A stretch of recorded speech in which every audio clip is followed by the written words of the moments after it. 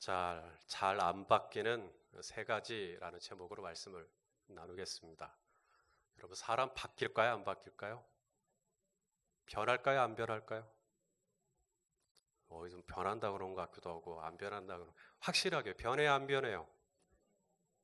안 변해요, 변해요. 자, 그럼 나눠봅시다. 예, 변하긴 변하는데, 잘 안 변하죠? 이게 변하긴 변하는데, 잘 안 변합니다.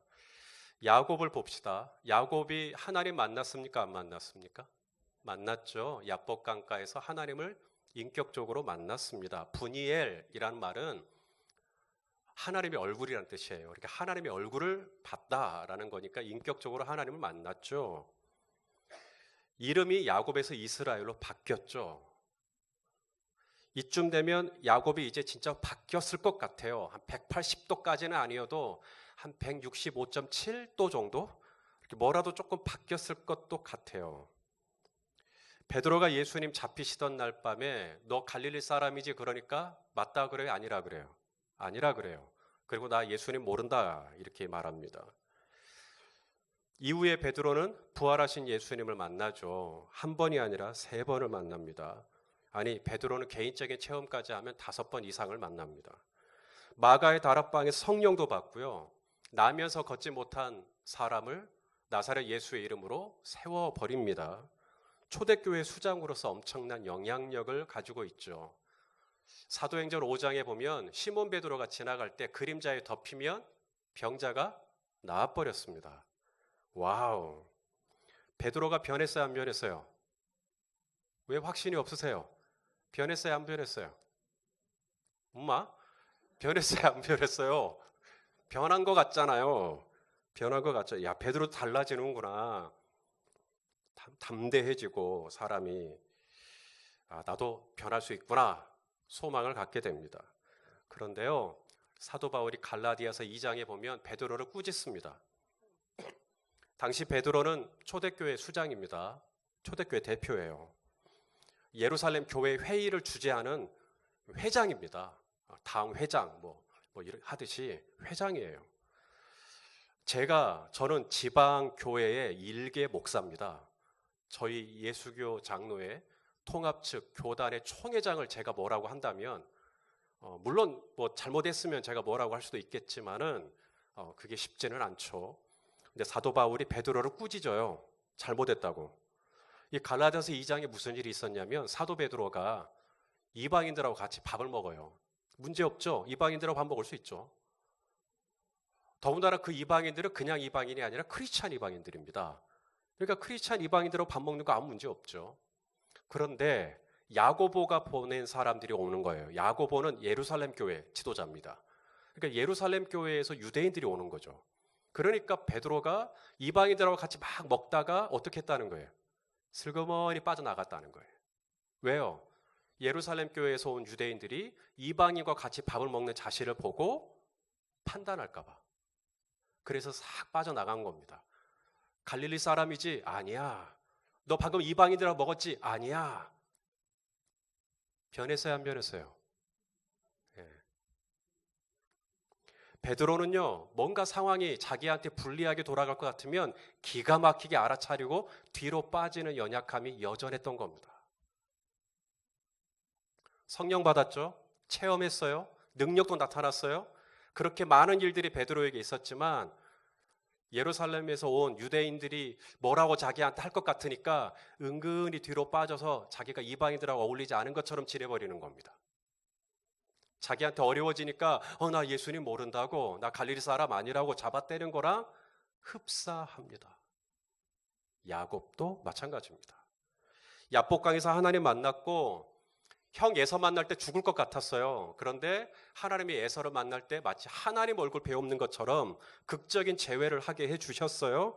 가나안 사람들이 야곱의 가족을 다 죽이려고 그랬습니다. 왜냐하면 시므온하고 레위가 이 세겜 남자들 다 죽여버렸거든요. 그래서 가나안 사람들이 다 죽이겠다고 달려들었는데 하나님이 마하나임 천사들의 군대를 보내서 야곱의 가족을 보호해 주셨어요. 이 정도 경험하고 이 정도 체험하고 이 정도 맛봤으면 안 변해야죠. 아니 제대로 변해야죠. 변하려면. 그런데 오늘 본문을 봅시다. 기근이 시작이 됩니다. 오늘 본문이 시작되는 1절에 보니까 그 땅에 기근이 들어요. 그러자 야곱이 어떻게 해요? 아들들에게 야 너희 애굽 가서 양식 좀 사와 이렇게 된 겁니다. 여러분 자 기억을 하세요. 지난주에 기근 때 야곱의 아들들이 애굽에 양식을 구하러 갔다가 누구를 만나죠? 누구 만났어요? 요셉 만났죠? 예, 총리를 만났습니다. 그리고 아버지 집에 돌아올 때 아들들이 다 돌아왔죠? 아니요? 예, 그럼 누구 남겨놨어요? 시므온. 시므온을 남겨놓고 나머지 형제들만 돌아왔어요. 그런데 야곱이 아들들을 언제 보냈다고요? 다시 기근이 들 때 보냈다고요.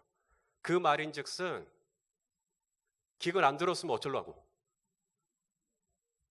시므온은 아들도 아니에요?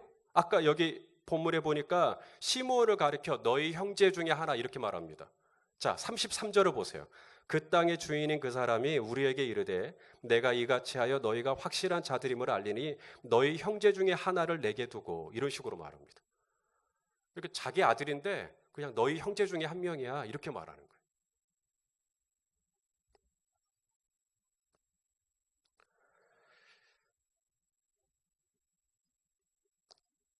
연약함, 이 야곱의 연약함이 있어요. 야곱의 연약함은 뭐냐면 상황에 민감하게 반응하는 연약함입니다. 기근이라고 하는 것이 오면 리액션을 해요. 반응을 그때 해요. 형국이 어려워지고 상황이 어려워지면 견디질 못해요. 그분은. 이게 안 바뀌는 거예요. 이게.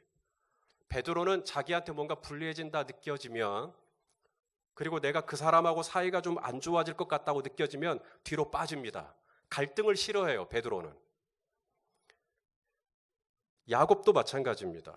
뭔가 기근이 오고 뭔가 상황이 좀 안 좋아지면 그때서야 민감하게 그 상황 앞에 반응하는 그런 연약함을 가지고 있는 거죠. 만일에 기근이 아니고 계속해서 먹을 것, 또 마실 것, 또 입을 것 이게 그냥 계속 있었으면 야곱은 시므온 잊어버렸을지도 몰라요. 아니 시므온은 지금 애굽의 감옥에 지금 갇혀 있는데 나 몰라라 하고 그냥 여기서 내가 그냥 나 여기서 먹고 살만하니까 그렇게 잊어버렸다. 참 이해할 수 없는 그런 모습입니다. 시므온의 입장에서 얼마나 아쉽고 얼마나 서운해요. 형들이 갔으면 빨리빨리 동생을 보내든지 해가지고 자기를 좀 풀어줄 것 같은데 이게 하몽차사예요. 시간이 그냥 세워라 내워라. 성도 여러분, 우리 성도님들이야 이 요셉의 스토리를 풀 스토리로 알고 있기 때문에 큰 그림을 가지고 있을 겁니다. 지금 야곱의 가족에게 다시 한번 기근이 시작되었는데 이 기근은 야곱의 가족을 죽이기 위한 기근입니까? 살리기 위한 기근입니까? 여러분은 큰 그림을 알고 있죠. 이것은 야곱의 가족을 죽이기 위한 기근이 아닙니다. 야곱의 아들들을 이제 애굽으로 보내요. 아들들이 다 죽습니까? 아닙니다. 기근은 지금 현재 감옥에 들어가 있는 시므온을 살리는 기근이고 죽은 줄 알았던 내 아들 요셉을 만나게 하는 기근이고 지난 시간에 야곱은 자기가 지옥에 갈 거라 그랬는데 지옥과 같은 야곱의 삶의 자리를 천국으로 바꾸는 통로가 바로 기근입니다. 그런데 이 기근에 대한 큰 그림이 없으니까 그냥 기근이 오니까 거기에 반응하는 거예요. 그냥 기근이 오니까 기근에 내가 리액션을 취하는 겁니다. 기근의 역설이라고나 할까요? 기근이 들어서 우리 죽었다. 기근이 들었으니까 이제 우리 죽었다. 그런데 기근 때문에 야곱의 가족은 삽니다. 진짜 사람을 죽이는 게 뭔지 아세요? 그건 기근이 사람을 죽이는 게 아니고요. 지금 시므온은 애굽에 갇혀서 그렇게 어렵게 살고 있는데 나는 지금 이 가나안 땅에서 이제 먹을 것, 마실 것, 입을 것, 살 것이 풍족하니까 그냥 시므온은 다음 기근이 올 때까지 잊어버리고 살았다. 그게 진짜 사람 죽이는 거예요. 이번에 추수감사절을 맞아서 우리 성도님들이 후하게 연보를 해주셨어요. 많은 미자립교회 목사님들과 선교사님들을 후원해 드렸습니다. 그 중에서도 특별히 미자립 교회 그리고 농어촌 교회에 계시는 목사님 그리고 선교지에 계시는 선교사님들에게 50여 분에게 책을 보내드릴 수 있게 되었어요. 제가 페이스북에다가는 선착수 40명에게만 보내드리겠다고 했어요. 왜냐하면 요령이 생기더라고요. 작년에 50분 보내드리겠습니다 했더니 이제 50분이 신청을 하셨어요. 그러면 제가 이제 페이스북에 올렸죠. 다 됐으니까 신청 그만하시라고. 신청 그만할까요? 안 할까요? 계속해요. 다음날 여전히 메신저가 들어와 있어요. 제가 늦은 건 아는데 자기도 좀 주면 안 되겠냐고. 그래서 이번에는 제가 요령이 좀 생겨갖고 40명이라고 해놨지만 그 이후에 오신 분들까지 해서 보내드리려고. 그래서 50분에게 아마 50여 분 이상 될 겁니다. 보내드리려고 합니다. 여러분, 이분들이 도서 후원을 저에게 요청을 할 때 교회 상황을 간략하게 소개를 합니다. 개척한 지 3년 되었는데 성도님들이 점점 빠져나가더니 지금은 한 가정도 남지 않았습니다.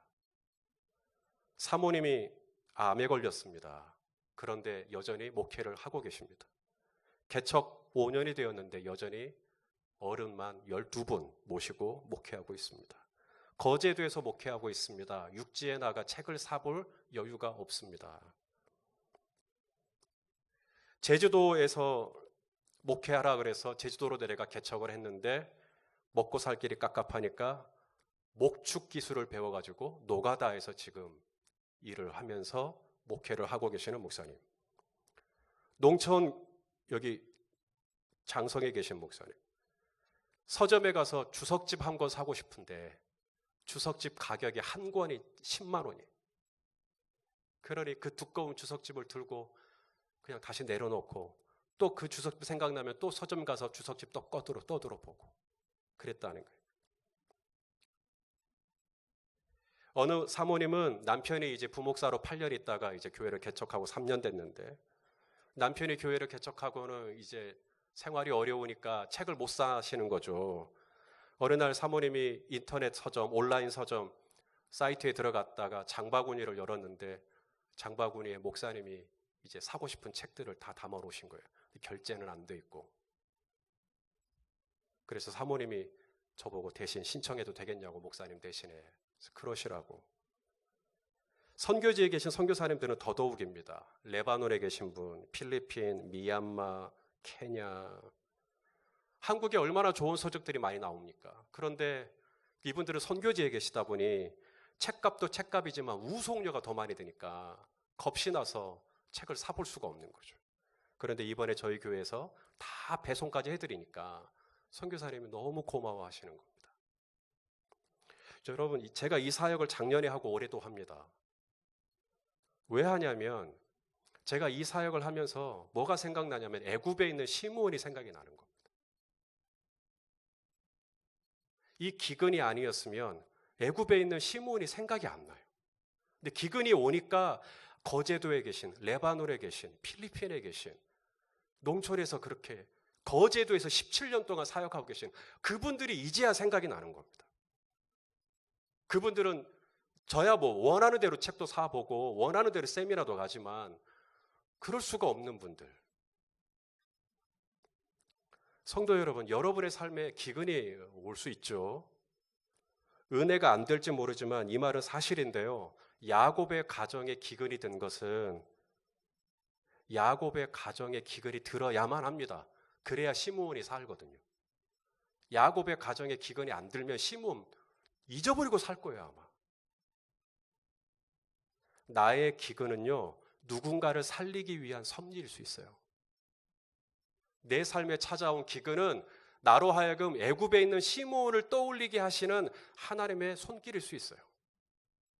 내가 이렇게 아픈 걸 보니 그분도 참 많이 아팠겠다. 내가 이렇게 힘든 거 보니 그때 그분도 참 힘들었겠다. 그제야 애굽에 있는 시므온이 생각이 나는 거예요. 사람이 바뀔 듯 하면서 안 바뀌는 게 뭐냐면 야곱은 아직도 상황에 반응하는 사람이에요. 기근이 와야 그때 움직여요. 뭔가 상황이 돼야 그때 이제 리액션을 하는 거예요. 또 하나가 있습니다. 이제 야곱이 아들들을 보내요. 아들들을 애굽으로 보낼 때 빈손으로 보내지 않죠. 빈손으로 보내지 않습니다. 전에 이 요셉이 형들의 자루에다가 다 돈을 도로 넣었어요. 야곱에게 돌아와서 아들들이 짐을 풀다 보니까 돈이 그대로 다 있는 거죠. 멘붕이 됐죠. 그래서 야곱이 아들들을 다시 애굽으로 보낼 때는 돈을 얼마나 넣었다 그래요? 갑절. 갑절. 그 다음 절. 갑절로.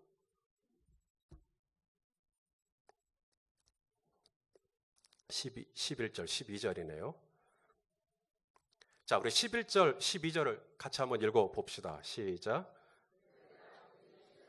그들에게 이르되 그러할진대 이렇게 하라. 너희는 이 땅의 아름다운 소산을 그릇에 담아가지고 내려가서 그 사람에게 예물로 드릴지니 곧 유향 조금과 꿀 조금과 향품과 몰약과 유향나무 열매와 감 복숭아이니라. 너희 손에 갑절의 돈을 가지고 너희 자루 아귀에 도로 넣어져 있던 그 돈을 다시 가지고 가라. 혹 잘못이 있었을까 두렵도다. 그냥 빈손으로 안 보내고 자꾸 자루에다 뭘 넣죠? 자루에 돈도 넣고 유향도 넣고 향품도 넣고 꿀도 넣고 유향나무도 넣고 감복숭아도 넣고 자꾸 뭘 넣어서 보내요. 어디서 많이 보던 모습 아닙니까? 야곱이 형 에서 만날 때 어떻게 만납니까? 그냥 바로 안 만나죠. 앞에 막 뭘 보내죠. 선물 보따리를 엄청 보내잖아요.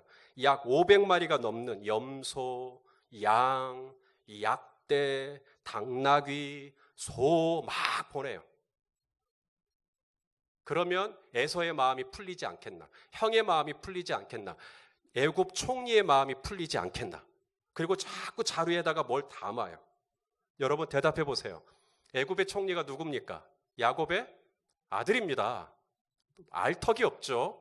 여러분 야곱의 아들은 아버지에게서 돈을 얼마 받아야 마음이 풀릴까요? 그 자루에 갑절이 아니라 3배, 4배의 돈이 있어야 야곱이 마음이 풀릴까요? 유향나무, 감복숭아, 몰약 도대체 얼마나 있어야 요셉이 흡족해 할까요? 야곱의 갑절의 돈은 요셉의 마음을 조금도 풀 수가 없습니다. 그런데도 야곱은 어떻게 생각합니까? 자꾸 자루에다 뭘 담아요. 유향도 담고 몰약도 담고 향품도 담고 돈도 담고 그렇게 하면서 내가 이렇게 자루에 가득 담아서 드리면 그 사람의 마음이 풀리지 않겠나. 이 사람이 안 바뀌어요. 야곱은 늘 그렇게 살았어요. 외삼촌 라반의 집에 있을 때 이 라반의 딸 중에 라헬이 너무 마음에 드는 거예요. 그러니까 어떻게 합니까? 7년 동안 자루에다가 자기 땀과 자기 젊음과 자기 열정과 자기 피와 모든 눈물과 이거 다 담아요. 7년 동안. 그런데 딱 결혼식 날 보니까 레아였어요. 라헬이 아니라. 그러니까 다시 또 7년을 또 자루에다 또 담습니다. 자신의 젊음과 자신의 청춘과 땀과 노력과 피와 눈물을 전부 다 담아요. 그렇게 하면은 라반의 마음을 얻을 수 있지 않을까? 라헬의 마음을 얻을 수 있지 않을까? 성도 여러분, 우리도 야곱처럼 말입니다. 신앙생활을 할 때 마치 자루에다가 수요일 밤에도 나가야 돼. 나 새벽 기도도 해야 돼. 나 성경도 읽어야 돼. 나 전도도 해야 돼. 나 교회에서 봉사도 해야 돼. 자꾸 거기다가 뭘 막 담는 거예요. 그러면 내가 하나님의 마음을 얻을 수 있을 거라고 생각하는 거죠. 미가 선지자가 이렇게 얘기했습니다. 미가서 6장 7절 시작. 여호와께서 천천의 순양이나 만만의 강물 같은 기름을 기뻐하실까? 내 허물을 위하여 내 맏아들을 내 영혼의 죄로 말미암아 내 몸의 열매를 드릴까? 그러니까 자꾸 자루에다 뭘 담으려고 그래요?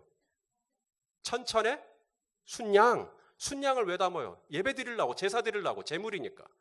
그렇게 내가 천천의 예배를 드리면 하나님이 기뻐하실까? 만만의 강물 같은 기름. 또 뭘 담으려고 그래요? 내 맏아들을, 세상에 내 맏아들을 드려요. 심지어는 내 몸의 열매를 드려요. 내 몸을 자루에다 담아요. 그렇게 열심히 하면 하나님이 좀 나를 좀 받아주시지 않을까? 하나님이 좀 나를 좀 알아주시지 않을까? 내가 새벽 기도를 얼마나 많이 했고 내가 기도를 몇 시간을 하고 내가 통독을 몇 번을 하고 그러면 하나님이 나를 좀 알아주지 않을까? 근데 그 다음 절이요. 미가 선지자가 하나님이 진짜 원하시는 게 뭔지 이렇게 말씀합니다. 미가서 6장 8절 시작. 사람아 주께서 선한 것이 무엇임을 내게 보이셨나니 여호와께서 내게 구하시는 게 뭐예요? 오직 정의를 행하며 사람 사랑하며 겸손하게 내 하나님하고 동행하는 삶. 아멘. 여러분, 요셉이 원하는 게 뭔지 아세요? 갑절에 돈이 얼마나 있어? 땡그랑 땡그랑 거리는 소리가 얼마나 들려? 이게 아니에요. 지금 애굽의 총리로 있는 요셉이 원하는 건 자기 아버지 얼굴 보는 거예요. 자기 동생 베냐민 얼굴 보는 거고요. 자기 형들 얼굴 보는 거예요. 여러분의 얼굴 하나님이 보면 끝이에요. 저와 여러분의 얼굴을 마주대하고 저와 여러분의 얼굴을 대면하면서 우리 목소리 듣고 우리 찬양 듣고 우리 기도 듣고 우리가 말씀 전할 때 고개 끄덕끄덕거리고 그걸 우리 하나님이 원하시는 거지. 내가 자루에다가 자꾸 뭘 막 천천의 순양 만만의 강물 같은 기름, 하나님의 마음이 원하는 것하고 상당히 지금 각도가 비틀려 있는 겁니다. 지금 요셉은 베냐민 얼굴만 보고도 울어요. 오늘 본문에 30절 31절에 보니까 베냐민 얼굴을 보고 정을 억제하지 못하고 북받쳐서 울어요. 그 자루에 돈이 이만큼 들어있으니까 좋아서 우는 게 아닙니다. 그냥 베냐민만 봐도 좋은 거예요. 여러분의 얼굴만 봐도 우리 하나님이 북받쳐요. 탕자는 아버지 집에 돌아올 때 뭐가 되겠다 했어요? 품꾼? 품꾼이 뭐 하는 거예요? 자루에다가 돈 담는 게 품꾼이잖아요. 자루에다가 내가 열심히 일하고 열심히 노력하고 열심히 봉사하고 열심히 섬겨서 내가 아버지를 주인을 만족시키겠다. 이게 품꾼 아닙니까? 그런데 아버지가 어떻게 합니까? 이 자루 다 치우라는 거예요. 이 자루는 나를 감동시키지 못한다는 거예요. 거기에 네가 천천히 순양을 넣어도 그게 감동시키지 못한다는 거예요. 탕자의 아버지가 원하는 건 뭐예요? 자루가 아니라 아들이에요. 그냥 아들이 오니까 달려나가시고 목을 끌어안고 입을 맞추시고 옷을 갈아입히시고 가락지를 끼우시고 신발을 신기시고 그럼 됐다. 우리 하나님이 원하시는 게 뭐예요? 그냥 저와 여러분이 이 자리에 있는 거예요. 저와 여러분이 오늘 하나님의 자녀로 있는 거예요. 그러면 되는 거예요. 근데 우리는 자꾸 자루에다가 뭘 막 집어넣어요. 그러면서 하나님의 마음을 얻어보려고 하는 거죠. 아니요. 요셉이 원하는 건 그거 아니에요. 그냥 같이 있자는 거예요. 지금 같이 밥 먹고 같이 마시고 같이 축제를 즐기고 오늘 본문이 끝나는 즐거워하더라. 지금 이걸 요셉이 원하는 건데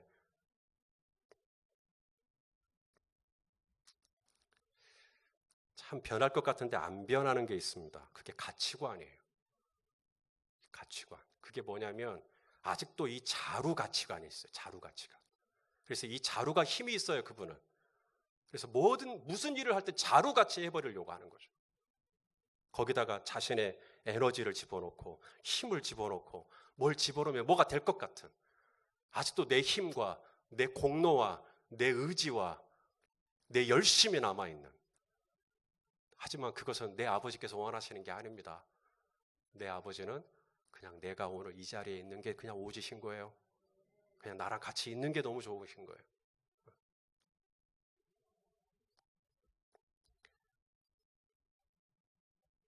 자, 하나가 더 있어요. 마지막. 사람이 바뀌면 좋은데요. 잘 안 바뀌는 것 중에 하나가 있어요. 마지막이 뭐냐면 저는 이것을 이렇게 명명했습니다. 교만.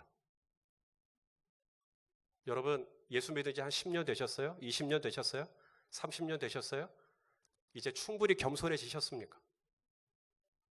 예. 겸손하시다. 아니라고 고개를 흔들거리시는 거 보니까 예. 겸손이 쉽지가 않습니다. 예수 믿고 그렇게 오래됐어도 안 바뀌네요. 교만 쉽지 않습니다. 또 교만이 또 이 우쭐거리는 태도가 또 내 안에서 올라옵니다. 교만의 특징이 뭐죠? 교만하면 사람 판단합니다. 교만하니까 판단하죠, 당연히. 여러분, 스타렉스 봉고차 운전해 보셨어요? 자가용 소형차 운전하다가 스타렉스 운전하시면 운전이 어려울까요, 쉬울까요? 쉬워요. 왜요? 시야가 툭 터져 있기 때문에 그래요. 교만이 마치 그거 같아요. 내가 소형차로 있을 때는요, 앞에 시야가 가리기 때문에 늘 조심해요. 근데 내가 딱 위로 올라가자면 내 밑으로 다 보이는 거예요. 그래서 판단하는 거예요. 저 사람 이러네, 저 사람 이러네. 그게 교만이에요. 요셉이 형들을 만나죠. 요셉은 형들을 보고 너무 반가웠어요. 그리고 형들에게 말합니다. 우리 집에 가서 밥 먹자고. 그래서 형들을 자기 집으로 초대합니다. 그러면 형들이 감사하다고 하고 가야죠. 그런데 형들이 쭈뼛쭈뼛합니다. 왜요? 요셉의 호의를 선대로 받아들이질 못합니다. 아마 우리를 저렇게 집으로 데려가서 우리를 어쩌려고 한다라고 생각하고 있어요. 우리를 죽이려나 보다. 이렇게 생각을 하고 있는 겁니다. 자, 우리 18절인가요? 우리 한번 읽어보시죠. 시작. 그 사람들이 요셉의 집으로 인도됨에 좋아하는 게 아니라 두려워하여 이르되 전번에 우리 자루에 들어있던 돈의 일로 우리가 끌려드는도다. 이는 우리를 억류하고, 잘 보세요. 우리를 억류하고 그다음 달려들어 그다음 우리를 잡아 그다음 노예로 삼고 우리의 나귀를 빼앗으려 함이로다. 잘 보세요. 우리를 억류하고 달려들어 사로잡아 노예로 삼는, 어디서 많이 보던 그림이죠. 누가 이렇게 했어요? 자기들이 그렇게 했잖아요. 누구한테? 요셉한테. 여러분 죄송한데요. 사람은요 자기 경험이라는 필터를 가지고 판단합니다. 내가 그랬던 사람이니까 그 사람도 나 같을 거라고 생각해요. 내가 억류하고 그 사람 사로잡고 그 사람 노예로 팔아버리고 내가 그랬던 삶을 사니까 이 사람도 나한테 그렇게 할 것 같은 거죠. 저 사람 영혼 없어. 왜요? 나는 내가 영혼이 없으니까 그 사람도 영혼이 없을 거라고 생각하는 거예요. 저 사람 거짓말이야. 사실인데. 지금 요셉이 자기 집에 가자는 거 진짜거든요. 그런데 거짓말이야. 왜요? 내가 진실해 본 적이 없으니까. 이 사람은 믿을 수 없어. 아니요. 그분 믿을 수 있어요. 그런데 왜 못 믿어요? 내가 누구에게 한 번도 믿음을 줘본 일이 없으니까. 여러분, 요셉이 지금 형들을 초대한 것은 허울입니까? 그냥 입가심입니까? 진짜잖아요. 진심을 담아서 형들을 초대한 겁니다. 사기치는 것 아닙니다. 그런데도 요셉의 형들은 요셉의 태도와 요셉의 호의를 판단하고 있습니까? 판단하고 있습니다. 그게 교만이라는 거예요. 내가 위에 올라서 요셉의 행동을 다 재단해요. 요셉이 이렇게 하는 거 진심 없는 거야. 그건 언젠간 우리한테 달려든다. 언제 우리를 억류한다. 그리고 우리를 사로잡을 거야. 그리고 우리를 노예로 팔 거야. 요셉이 가지고 있는 순전한 동기, 요셉이 가지고 있는 순전한 호의를 전부 다 판단해 버립니다. 그리고 자기 생각을 옳은 거예요. 그러니 요셉의 상에 앉아 있어요. 그 잔치 자리, 만찬의 자리, 풍성한 진미의 자리, 웃을 수 있어요, 없어요? 못 웃어요. 계속 내 안에는 불신이 올라오니까. 그걸 즐길 수가 없는 거예요. 그 행복한 자리를 누릴 수가 없는 거예요. 사랑하는 여러분, 이제 말씀을 마칩니다. 우리의 아픔이 뭘까? 우리의 아픔. 예수 믿은 지 그렇게 오래되어서도 교회에서 저 목사입니다. 장로님도 계시고요. 권사님도 계시고요. 근데 여전히 내 삶에 조금만 기근이 들면 확 하고 올라오는 거예요. 이제는 기근이 좀 들어도 큰 그림을 가지고 이 기근 안 죽어 우리. 기근 너머에 하나님이 우리를 주장하고 계셔. 기근 때문에 우리 야곱 가정 안 죽는다. 아들들이 막 갈 때 아들들아 두려워하지 마. 하나님이 우리 안 죽여. 너 감옥에 있는 시므온도 데려올 거고 우리 다 살 거야. 행복할 거야. 이 그림을 못 그려요. 기근만 들면 거기에 굉장히 거칠게 반응하고 급하게 반응하는, 왜 이렇게 안 변할까? 아니 야복강가에서 그렇게 하나님의 얼굴을 분이엘로 체험했으면 바뀔 법도 한데 여전히 기근이 드니까 야곱은 또 쪼그라듭니다. 여러분 야곱만 그래요? 저도 그래요. 또 하나는 문제를 해결할 때 우리는 자꾸 인간적인 방법을 써요. 자루에다가 자꾸 내 지혜, 내 경험, 내 노력 이걸 자꾸 집어넣어요. 그렇게 하면은 뭐가 되겠지. 자루를 100자루, 1000자루로 만들어 보십시오. 상황은 내가 자루를 얼마나 많이 가지고 있느냐로 판단되지 않습니다. 하나님은 내가 자루를 얼마나 가지고 있느냐를 가지고 나의 삶에 은혜를 베풀어 주시는 게 아니에요. 그런데 우리는 또다시 자루에다가 뭘 막 담으려고 그래요. 마지막으로 누군가를 너무 쉽게 판단하지 말자고 라고 말씀드리고 싶습니다. 불신하고 의심하고 판단하고, 그러니까 우리 안에 만찬의 즐거움, 식탁의 즐거움이 딱 거기서 멈춰버리는 거예요. 사랑하시는 여러분, 우리 하나님을 바라보실 수 있기를 바랍니다. 기근이 왔다고요? 기근 너머에 하나님이 훨씬 더 좋은 그림을 그리고 있는 것을 믿으실 수 있기를 바랍니다. 요셉이 초대합니까? 가세요. 괜찮아요. 가서 먹고 가서 드시고. 그러다 나 죽으면 어떡하지? 안 죽어요. 절대 안 죽습니다. 하나님이 애굽의 총리보다 크시고 애굽의 바로보다 크신 분이 하나님이신 줄로 압니다. 그 하나님의 눈이 저와 여러분과 함께하고 있으니까 쫄지 말고 편안하게 가서 드시고 마시고 즐겁게 시간을 보내셔도 우리 하나님이 온전히 우리를 지켜주실 줄로 믿습니다. 형제를 함부로 판단하지 마시게요.